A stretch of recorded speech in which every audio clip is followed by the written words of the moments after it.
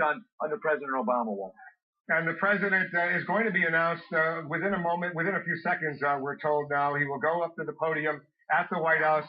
Take a look at this picture. Here's the East Room of the White House. The president is going to be announced. He will come in. He has a carefully prepared statement. The statement has been worked on now, we're told, for the last several hours. They've known about this for a long time over at the White House, but they've been waiting patiently to make sure that everything was ready to go. They've alerted members of Congress, they've alerted world leaders, and now the president will tell us officially Bin Laden is dead. Tonight, I can report to the American people and to the world that the United States has conducted an operation that killed Osama Bin Laden, the leader of Al-Qaeda, and a terrorist who's responsible for the murder of thousands of innocent men, women, and children. It was nearly 10 years ago that a bright September day was darkened by the worst attack on the American people in our history. The images of 9/11 are seared into our national memory. Hijacked planes cutting through a cloudless September sky, the Twin Towers collapsing to the ground, black smoke billowing up from the Pentagon, the wreckage of Flight 93 in Shanksville, Pennsylvania, where the actions of heroic citizens saved even more heartbreak and destruction. And yet we know that the worst images are those that were unseen to the world. The empty seat at the dinner table, children who were forced to grow up without their mother or their father, parents who would never know the feeling of their child's embrace. Nearly 3,000 citizens taken from us, leaving a gaping hole in our hearts. On September 11th, 2001, in our time of grief, the American people came together. We offered our neighbors a hand, and we offered the wounded our blood. We reaffirmed our ties to each other and our love of community and country. On that day, no matter where we came from, what God we prayed to, or what race or ethnicity we were united as one American family. Yeah, right. We were also united in our resolve to protect our nation and to bring those who committed this vicious attack to justice. We quickly learned that the 9/11 attacks were carried out by Al-Qaeda, an organization headed by Osama Bin Laden, which had openly declared war on the United States and was committed to killing innocents in our country and around the globe. And so we went to war against Al-Qaeda to protect our citizens, our friends, and our allies. Over the last 10 years, thanks to the tireless and heroic work of our military and our counterterrorism professionals, we've made great strides in that effort. We've disrupted terrorist attacks and strengthened our homeland defense. In Afghanistan, we removed the Taliban government, which had given bin Laden and Al-Qaeda safe haven and support. And around the globe, we worked with our friends and allies to capture or kill scores of Al-Qaeda terrorists, including several who were a part of the 9/11 plot. Yet, Osama bin Laden avoided capture and escaped across the Afghan border into Pakistan. Meanwhile, Al-Qaeda continued to operate from along that border and operate through its affiliates across the world. And so shortly after taking office, I directed Leon Panetta, the director of the CIA, to make the killing or capture of bin Laden the top priority of our war against Al-Qaeda, even as we continued our broader efforts to disrupt, dismantle, and defeat his network. Then, last August, after years of painstaking work by our intelligence community, I was briefed on a possible lead to bin Laden. It was far from certain, and it took many months to run this thread to ground. I met repeatedly with my national security team as we developed more information about the possibility that we had located bin Laden hiding within a compound deep inside Pakistan.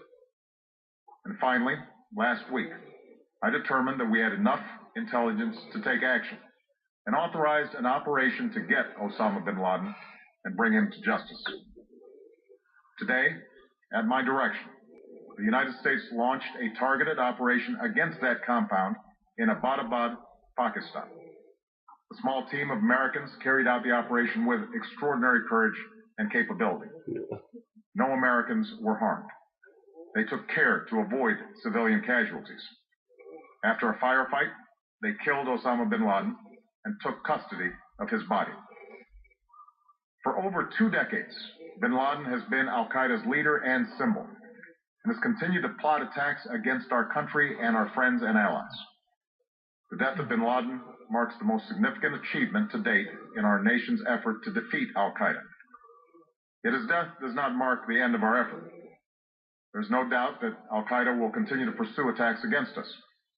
We must, and we will, remain vigilant at home and abroad.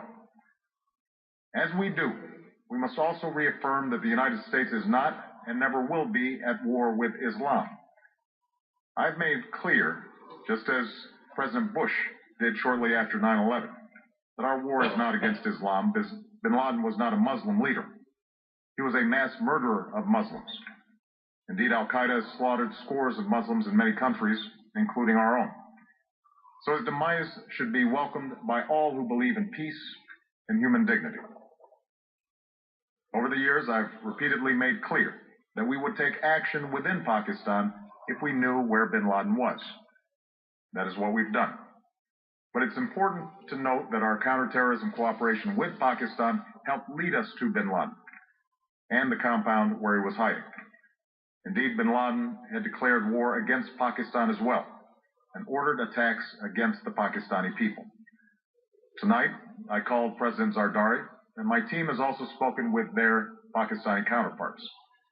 They agree that this is a good and historic day for both of our nations. And going forward, it is essential that Pakistan continue to join us in the fight against al-Qaeda and its affiliates. The American people did not choose this fight. It came to our shores and started with the senseless slaughter of our citizens.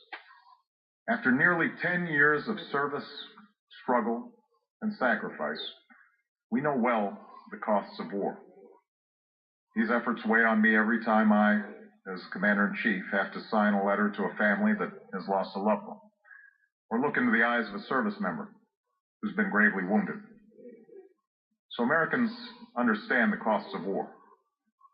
Yet, as a country, we will never tolerate our security being threatened, nor stand idly by when our people have been killed.